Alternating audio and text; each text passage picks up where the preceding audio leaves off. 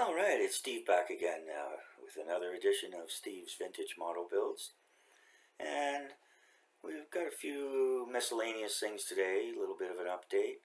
And if you watch to the end of the video, you will be treated to a nice surprise.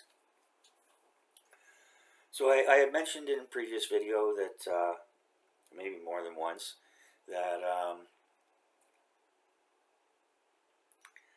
there were quite a few things still coming down the pipe, new kits and so on and so forth, or I should say down the river Amazon, as it were. And so some of them have arrived. So we're going to do, just going to show off what I got here, and we'll do a review on a small kit that I have here.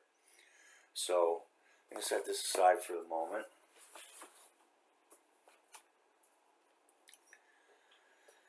Alright, so this came. This is the Academy 172 scale OV-10A Bronco. This is from the Vietnam War era. This is my second Academy kit after the World War II cars. And it's all sealed in plastic, so I'm not going to open it up today. I'll do a full review on the kit when I'm getting ready to build it. So in the meantime, it goes in the stash, and it looks pretty nice actually. I mean, you see here the different get the right, oh there you go, there's the right light. Different views of the build, and so it feels good. I mean, there's nothing rattling around in there. This, you know, it came in one of the regular Amazon envelopes. So we'll be looking forward to that. Now, for this one,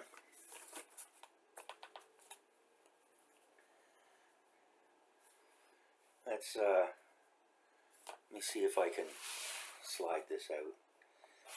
This came in double plastic. It was sent from Italy. Came double plastic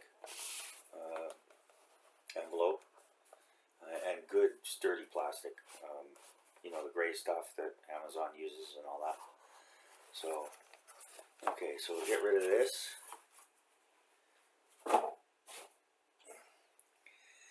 Let's see what we got. Alright, so we've got the Revell 176 scale Char B.1 bis and the Renault FT.17 World War I French tanks. This is manufactured by Revell, and it has Revell box and Revell instructions.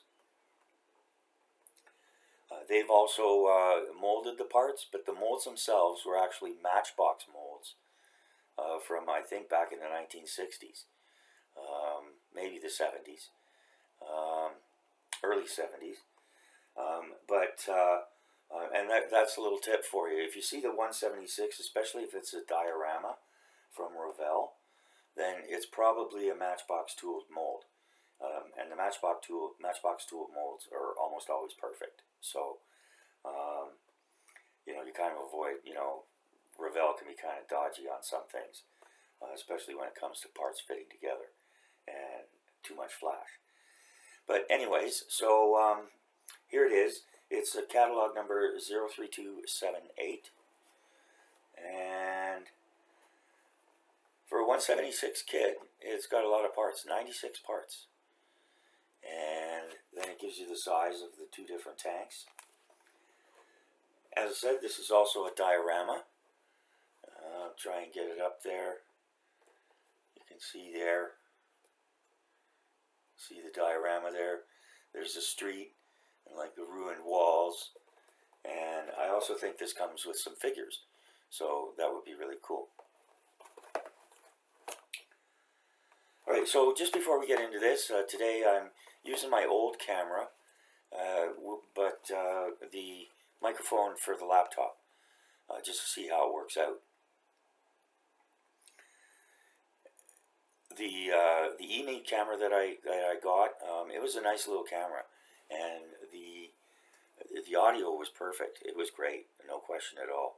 The problem was with the resolution of the camera itself. If you saw the Tilly utility vehicle review, then you could see that it was, the resolution wasn't great. It's really designed for e-meetings where you're, maybe 3 or 4 feet away from the camera. And I need something that's, does a little better with close-up. Unfortunately, this doesn't have zoom, but it's got good resolution up fairly close. There you go. So, and I also have a new microphone on the way, and so we'll see how that goes. I think the audio on the laptop isn't that great, but it'll certainly be better than the audio with the old microphone. And if this turns out terrible, I'll just re-record it. So it's a lot of fun. Okay, so we'll review the box here. Nice box art. Revell level 4. Yeah, with 96 parts, there probably a lot of them are small too. You probably want to have good solid modeling skills under your belt before you attack this.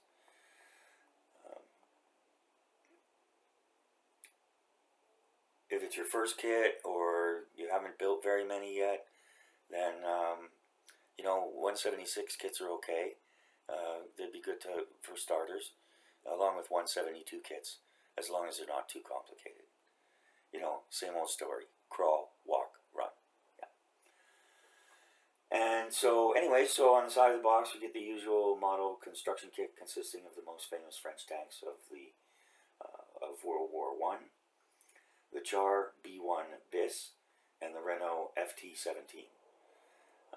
There's a diorama base with a ruined house. The tank has rotatable turret. That would be the Char. There are flexible soft plastic tracks, and it says authentic decal set. I don't see much decal here, but anyways, we'll take a look at it. And of course on the back it shows you the paints you're going to need, colors you're going to need, and other glue and tools, as well as pictures of the completed kit. So, let's see if there's anything else. Here we go. Okay, on the back it reads, we recommend the following Revell paints. They show the accessories, as I said. The note here says detailed model kits for advanced model builders. Experience in gluing and painting is required. Kits suitable for ages 12 to adult. I think that's fair enough. I think this would be a bit much for a 10-year-old, unless they're quite talented. So it goes on to say, it shows you pictures of the sprue. It says non-assembled plastic model kits. Adhesive and paints not included, required for results similar to the images. Illustrated multilingual assembly instructions include extensive directions.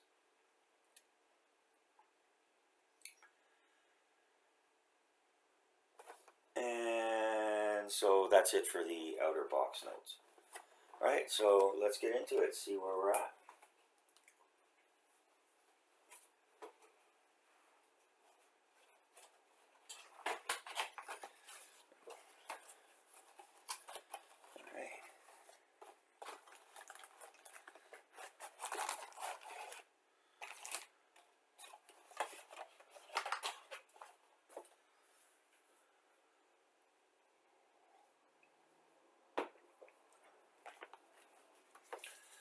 Alright, so here's the instructions.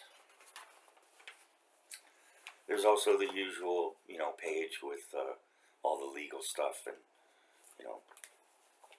about small parts and small children, all that kind of stuff. So, okay, so we'll set these aside. We'll take a look at them after.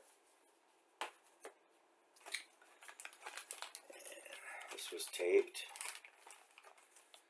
Alright, so here's the rubber tracks that they talked about. It's been a long time since I made these, and so I'll have to see how they go. Might be a crazy glue job. You never know. Okay, so set those aside. They're nice and pliable though. They're not all dried out and cracked, so that shows you that it's fairly new. Okay. This.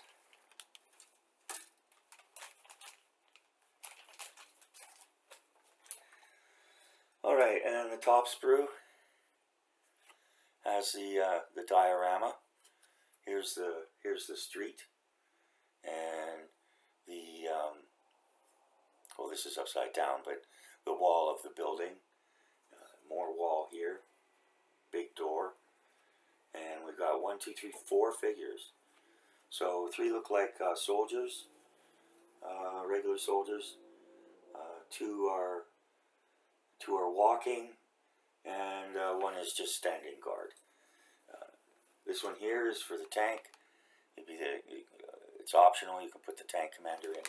You get up there better. Yeah. Put the tank commander in. Poor little guy. He's got nothing below the knees.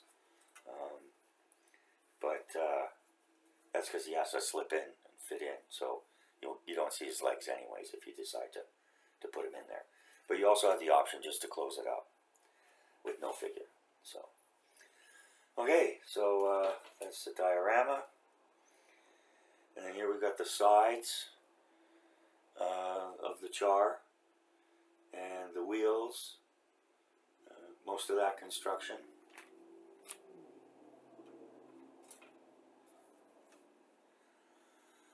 And the final sprue is the Renault.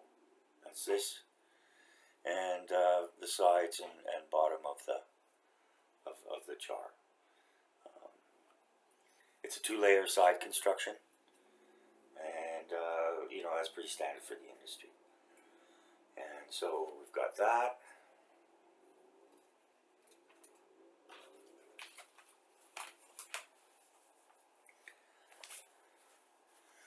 The Revell instructions have been pretty nice.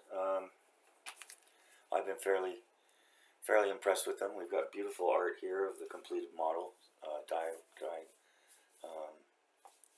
diorama. There, cut down on some of the glare there, so hopefully you'll be able to see it better. Okay, so yeah, so we've got there's the little Renault, and then there's the Char B.1. A lot of people don't think of the French when they think of tanks, but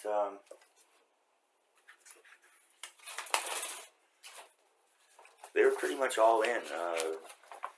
Starting in the First World War and then through into the Second World War, they actually had more tanks than anybody else until about 1938.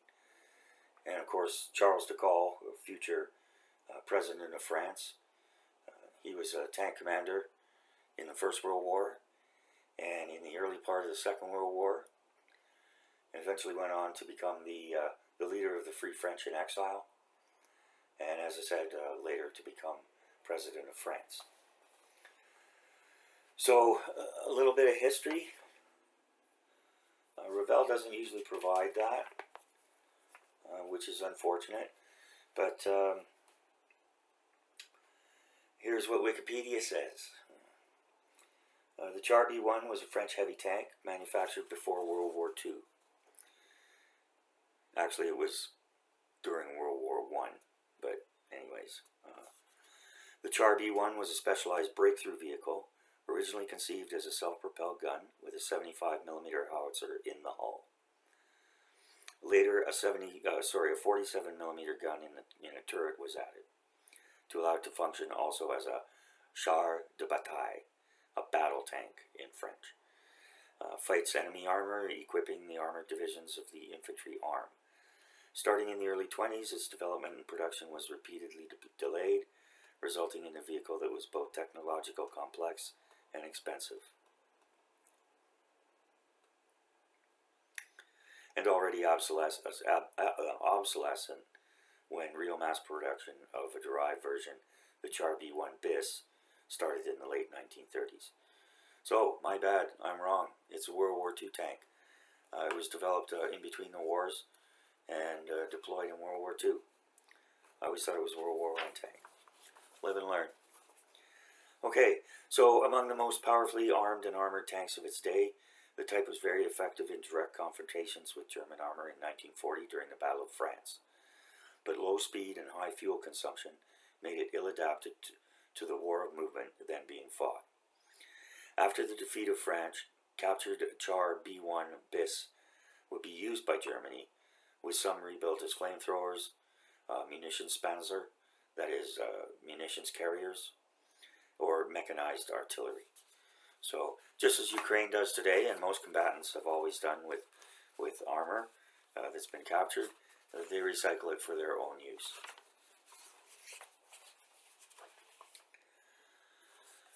The Renault FT, the small tank here in the front, frequently referred to in post-World War I literature as the FT.17, FT.17 or similar, was a French light tank that was among the most revolutionary and influential tank designs in history.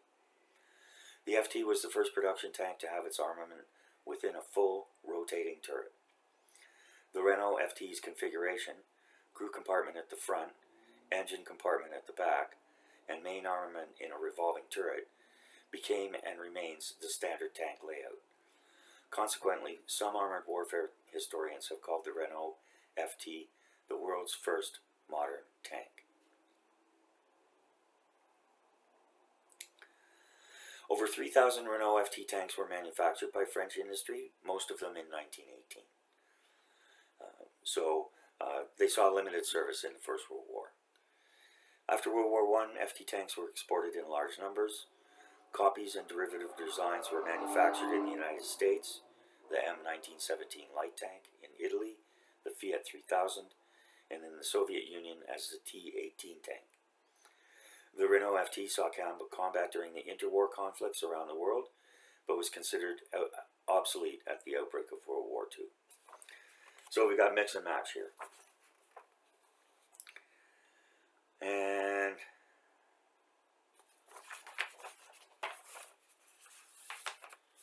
let's see if you can see this. This is how it was set up inside. Engine in the rear.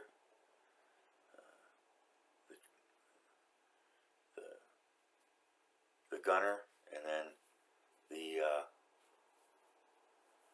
at the front here would be the driver. So it was a two-man crew.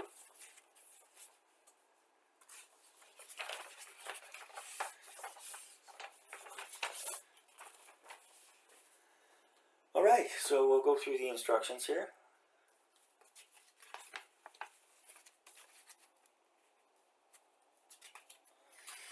And nice colorful glossy booklet. Revell's good at that.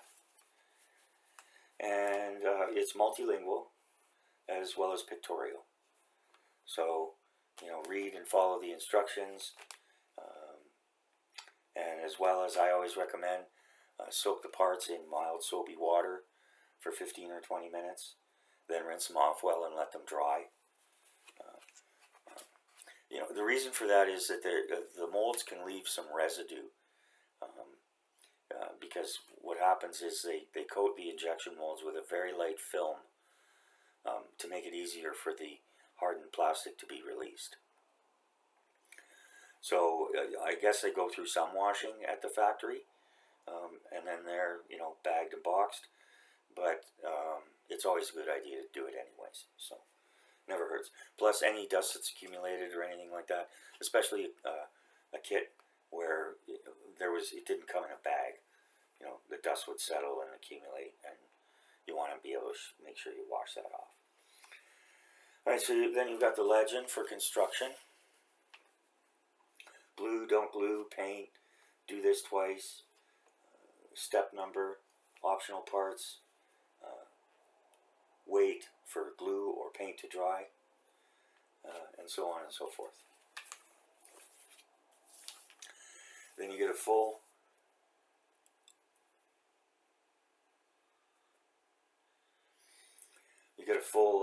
paper's too glossy for the light, so I hope it's all right. You get a full paint scheme for all of the different versions.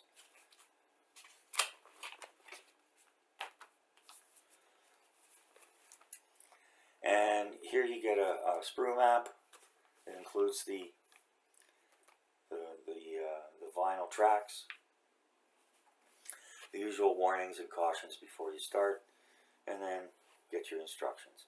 So for example here it says glue and wait.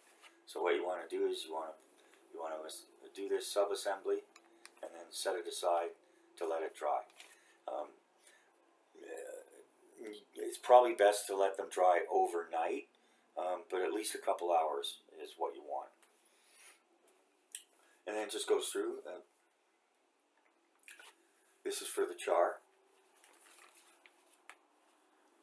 and gives you all the different assemblies. We get down here. Oh no, I guess this is the Renault. Okay, so this is the Renault, and shows you how to put the tracks together. I've seen varying opinions on these tracks, so we'll have to see. There's also an interesting thing here, and I was going to show this at a different time more appropriately. This is a technique where you melt the spare sprue and you pull it apart, and then you end up with a very thin, tiny, almost wire. It's like plastic wire, and so that can be used for antennas, aerials, ship's rigging, all sorts of things. So I'm not sure what that'll apply to here, but we'll take a look at that. All right, and then we've got the assembly of the diorama. The walls of the house or whatever it is, the door, 3 figures, and they show how to paint the figures. Then we get into the Char tank, all the assembly for that. Some things you glue, some things you don't glue. The instructions seem to be very clear. Now for the tracks it says don't glue, and it says paint 2 times. So I'll have to take a look at that. And then the tracks go on, and the little accessories, and you're done. So that's 30 steps altogether. That's 15 steps per vehicle, and whatever, how many steps was it for the...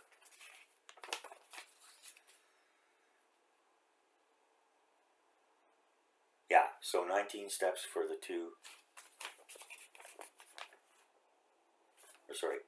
29 steps for the 2 tanks, and 1 step for the diorama. Of course, I'm going to be painting this, and I'm going to build the diorama. I'm going to paint it all up, make it look really good.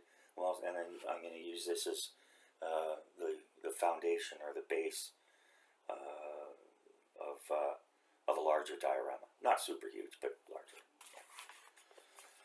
Okay, and so yep. So then it just goes through everything step by step. Shows you how to paint the commander. Whether you can seal it up or you can put them in, whichever you prefer. And then here we have quite a number of, they count these as steps, but they're painting steps. So this is for France 1940, so that would have been the invasion of France. And here as well, this is Crécy, northern France, May 1940. And oddly enough, they've got for German forces, as I said, they tanks that were captured, they would be repurposed. And then we got another France 1940. Of course, after the fall of France and the evacuation at Dunkirk of the British Expeditionary Force and what was remained of the Free French forces, France had no tanks. When they did come back, they had to use tanks built by the Allies, Great Britain and the United States. Again, we've got more decaling, painting for different versions. This is for the the Renault. And then, as Revell always does, you've got a blank back page, which is pretty nice. You can, if you want, you can make notes on it. I use ScaleMates.com, as you know, and so everything that comes in, I put it up on ScaleMates right away in my stash or my inventory. And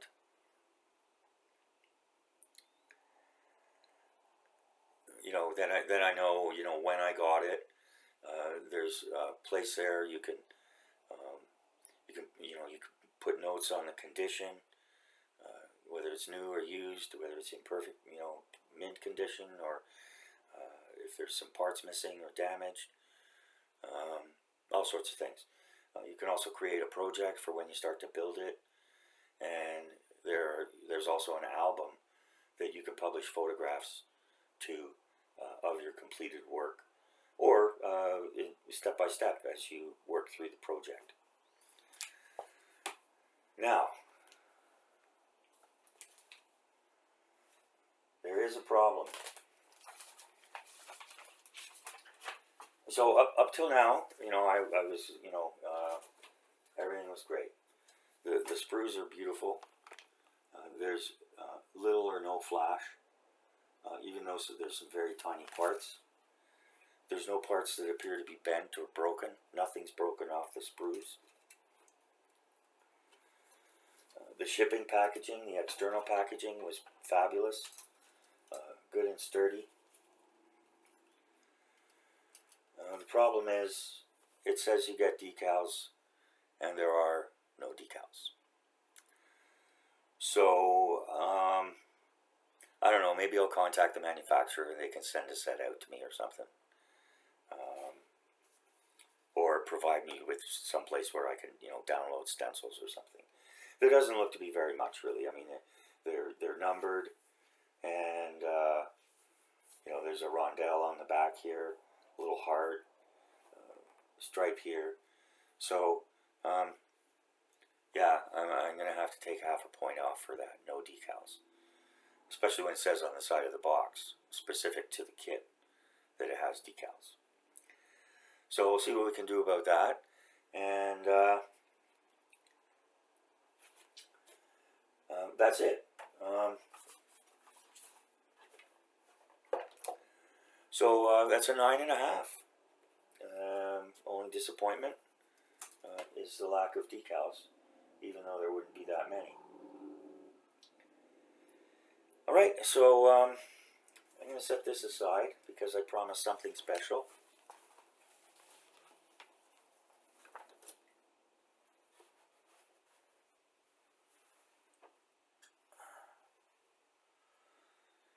This came on the same day.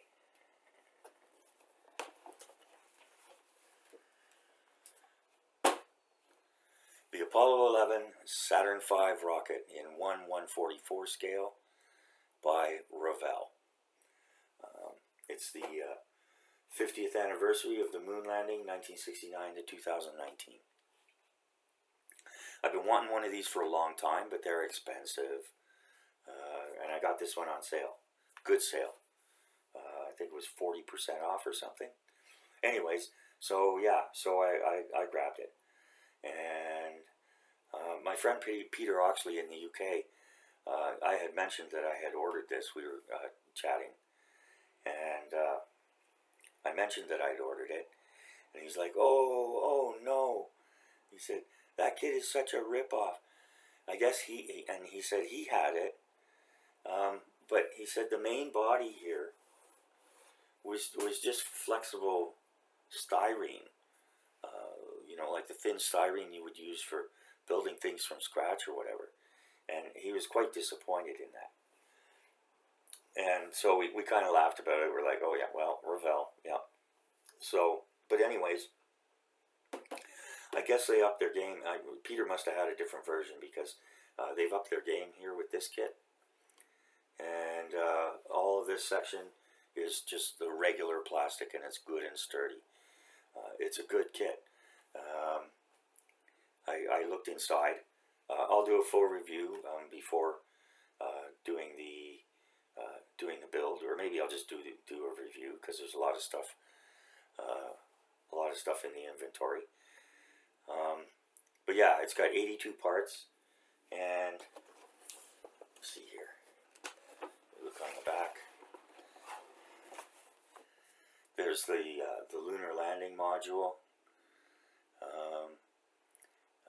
Does that, and there's a stand. Goes on a stand where you can lay it flat and display the gimbals.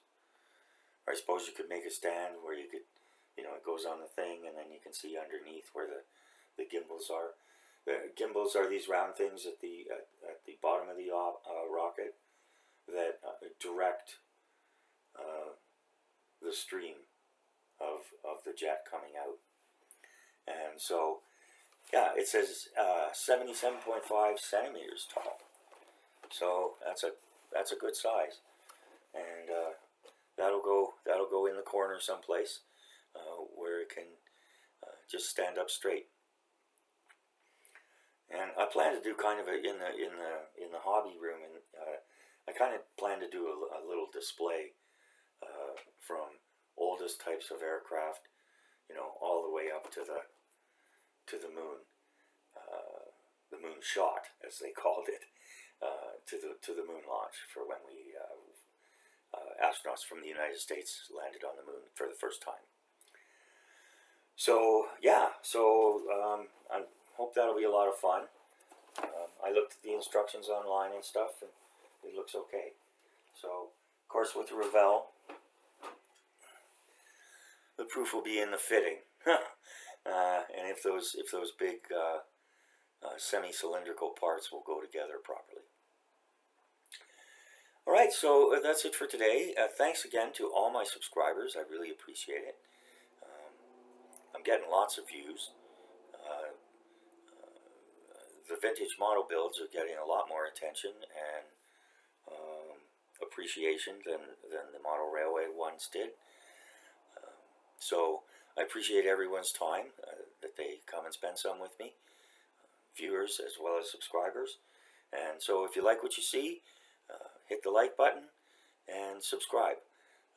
As I said, there'll be plenty of kits, kit reviews, kit builds, diorama builds, all sorts of stuff coming up over the next few months. So thanks again, and have a great long weekend. Happy Thanksgiving. It's Thanksgiving here in Canada. And regardless of your faith or lack thereof, please take a few minutes or a few moments just to reflect quietly on what we do have to be thankful for. Because in spite of all the turmoil going on in the world and all the problems, we still do have things to be thankful for. And it never hurts to just stop, quiet down a bit, and look at what's really important. So, all right. So all the best to everyone, and thanks for stopping in at the channel. Have a great day and take care.